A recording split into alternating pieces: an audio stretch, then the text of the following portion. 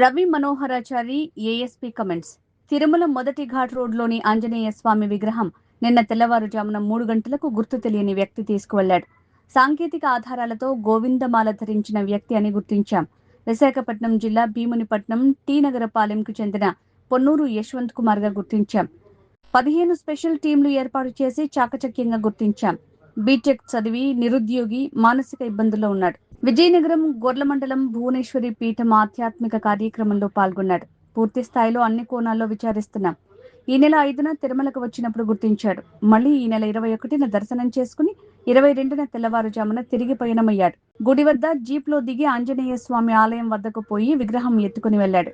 నిన్నటి దినం తెల్లవారుజామున సుమారు 3-3:15 గంటలకు మన తిరుమల డౌన్ ఘాట్ రోడ్లో పెద్ద ఆంజనేయ స్వామి విగ్రహం ఉంది కదా, ఆ 7th మైల్ అక్కడ ఆ ఆంజనేయ స్వామి పెద్ద విగ్రహం దగ్గర ఉన్నటువంటి ఒక చిన్న విగ్రహాన్ని ఒక గుర్తు తెలియని వ్యక్తి తీసుకెళ్ళాడు. దాని మీద కేసు కట్టడం జరిగింది. దీంట్లో మనకున్నటువంటి సాంకేతికమైనటువంటి ఆధారాల ద్వారా మనకు తెలిసింది ఏంటంటే, ఒక వ్యక్తి లైట్ ఎల్లో కలర్ డ్రెస్ వేసుకొని గోవిందమాలకు సంబంధించినటువంటి ఒకటి ఇది కండువా వేసుకొని స్వామివారి దగ్గర నుంచి ఆ చిన్న తీసుకొని వెళ్ళిపోతాడు అనేటువంటిది మనకు వీడియో క్లిప్పింగ్స్లో కనిపించినటువంటిది. మీకు కూడా తెలుసు ఆ విషయం, మీరు కూడా ప్లే చేశారు. సో దానికి సంబంధించి సాంకేతికంగా ఇతను ఎవరు, ఎక్కడి నుంచి వచ్చాడు, back to back, front to front అలా చూసుకుంటూ వెళితే మనకు ఈ కేసులో ముద్దాయి పొన్నూరు యశ్వంత్ కుమార్ అని మనకు ఎస్టాబ్లిష్ అయిపోయింది. ఇతను టీ నగరపాలెం భీమునిపట్నం విశాఖపట్నం జిల్లాకు సంబంధించిన వ్యక్తిగా మనకు ఎస్టాబ్లిష్ అయింది. అయితే ఈ కేసు జరిగినప్పటి నుంచి రాష్ట్ర ప్రభుత్వం ప్రతిష్టాత్మకంగా తీసుకొని, అదేవిధంగా ప్రభుత్వం మన తిరుపతి జిల్లా ఎస్పీ గారిని సుబ్బరాయుడు సార్ని, అదేవిధంగా టీటీడీకి సంబంధించిన సివిఎస్ఓ మురళీకృష్ణ సార్ని ఇద్దరికీ తగినటువంటి ఆదేశాలు ఇస్తూ ఈ కేసును వీలైనంత త్వరగా డిటెక్ట్ చేయాలని ఆదేశాలు రావడం జరిగింది.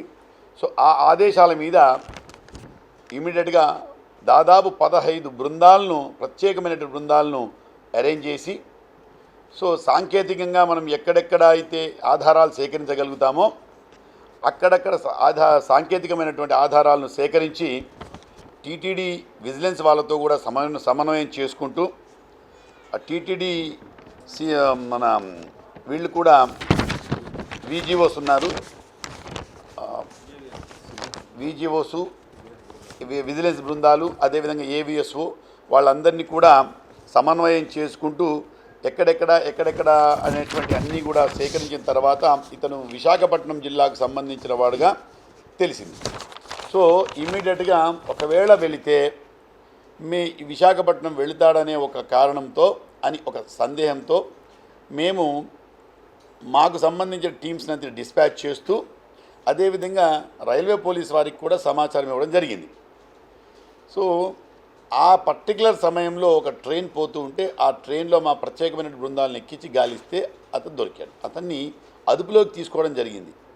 ఆ తర్వాత తీసుకొని వచ్చి అరెస్ట్ చేసి అతన్ని విచారిస్తే ఏంటంటే, అతను బీటెక్ డిగ్రీ చదువుకున్నాడు, నిరుద్యోగి, తల్లిదండ్రులు గత 3-4 సంవత్సరాలుగా అతను చాలా మానసిక వేదనతో ఉన్నాడు, డిప్రెషన్లో ఉన్నాడు అతను.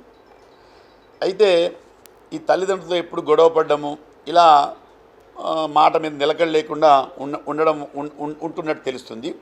అదేవిధంగా ఇతను ఆధ్యాత్మికతలో కూడా చేరిపోయాడు. విజయనగరం జిల్లాలోని ఒక గొర్ల మండలంలో ఉన్నటువంటి ఒక పీఠం వారితో ఆధ్యాత్మికతతో సంబంధాలు ఏర్పరచుకున్నాడు. అయితే ఇతను ఈ నెల 5వ తేదీ కొంతమంది వాళ్ళతో కలిసి తిరుమలకు నడకదారిలో వచ్చాడు. వచ్చినప్పుడు వెళుతూ స్వామివారిని, ఆంజనేయ స్వామివారిని దర్శించుకున్నాడు. అప్పుడు చూశాడు ఈ విగ్రహాన్ని. ఎంత ముచ్చటగా ఉంది, కాబట్టి దీన్ని మనం తీసుకెళ్ళి మనం ఇంట్లో పెట్టుకుంటే బాగుంటుందో, ఇంకెక్కడో పెట్టుకుంటే పూజ చేసుకుంటే బాగుంటుంది అనేటువంటి అతనికి దాని మీద అప్పుడు ఆశ కలిగింది. అంటే మంచి ఉద్దేశమో చెడ్డ ఉద్దేశమో సబ్సిక్వెంట్గా విచారిస్తాం. సో దానివల్ల ఏమైపోయింది, ఆ రోజు వెళ్ళిపోయాడు, అయిపోయింది. మళ్ళీ నిన్న 20వ తేదీ అతను దర్శనానికి రావడం జరిగింది. దర్శనం చేసుకున్న వెంటనే 21వ తేదీ 21 కదా 22 నిన్న 22వ తేదీ తెల్లవారుజామున 3 గంటలకు మామూలుగా జిఎన్సీ టోల్ గేట్కు వెహికల్స్ వదులుతారు కిందికి.